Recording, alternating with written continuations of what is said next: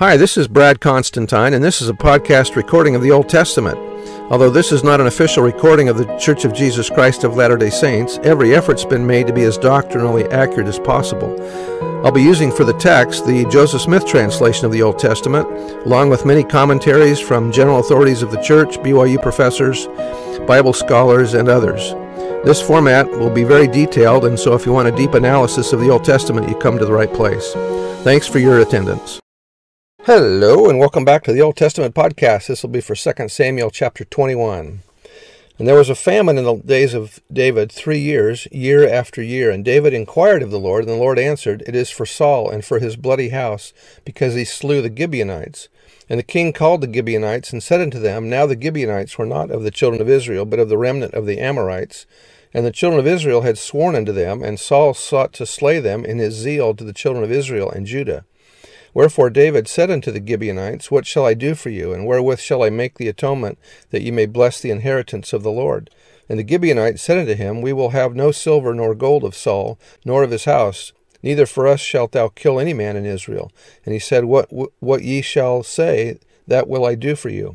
And they answered the king, The man that consumed us, and that devised against us that he should be destroyed from remaining in any of the coasts or territory of Israel.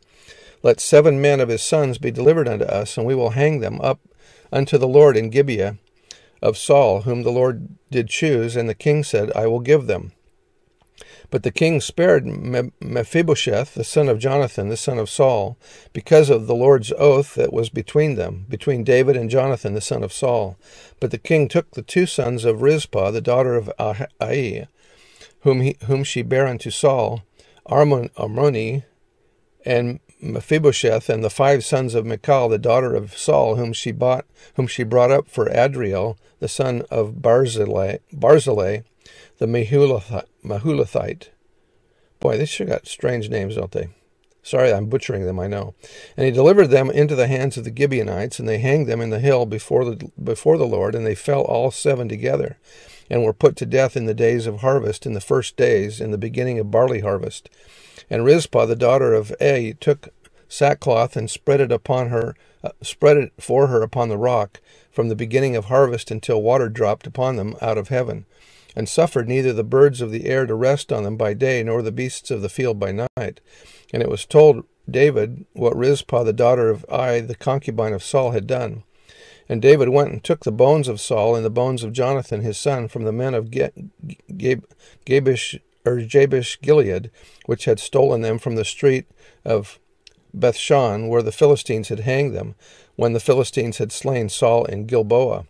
And he brought up from thence the bones of Saul and the bones of Jonathan his son, and they gathered the bones of them that were hanged. And the bones of Saul and Jonathan his son buried they in the country of Benjamin, in Zelah, in the sepulchre of Kish his father, and they performed all that the king commanded. And after that God was entreated for the land. This terrible episode must have been done in the days of David's spiritual deterioration. The law would not have permitted sons to be put to death for the guilt of a father or a forefather. Deuteronomy is explicit on that. It cannot have been a revelation from the Lord that either required or approved this deed done to avenge the Gibeonites, some of whom Saul had slain in spite of the ancient promise of Joshua that they might live in Israel.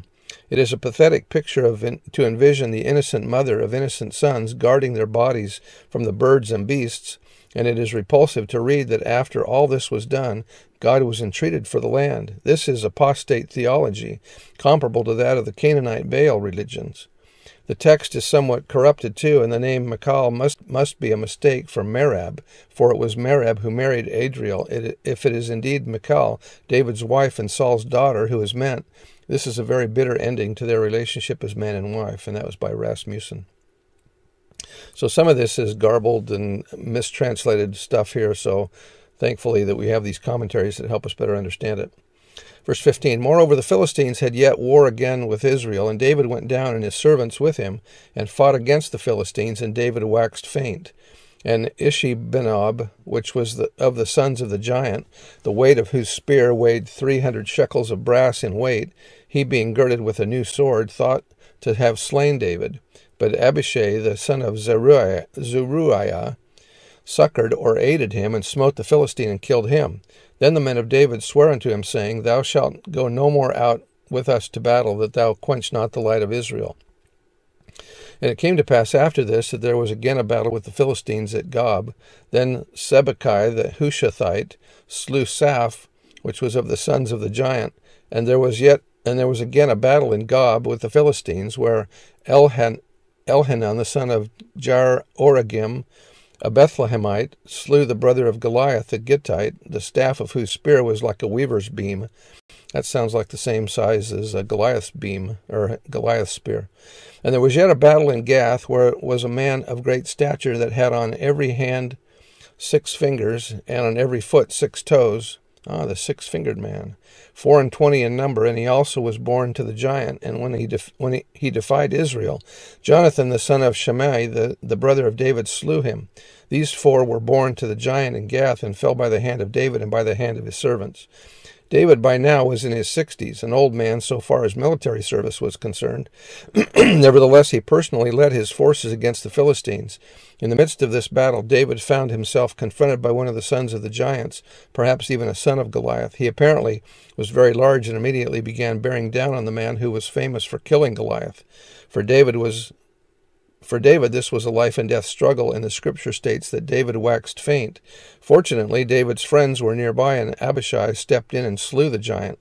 After the battle was over, David was told, Thou shalt go no more out with us to battle, that thou quench not the light of Israel. As king, David was like a lamp or guide to his people, and they did not want that lamp extinguished. David undoubtedly reflected on the days of his youth and remembered his victory over Goliath, but now he realized he must be content with the less active affairs of state because of his old age, and that was taken from the Institute Manual. So that's the end of the chapter. We'll see you next time. Bye.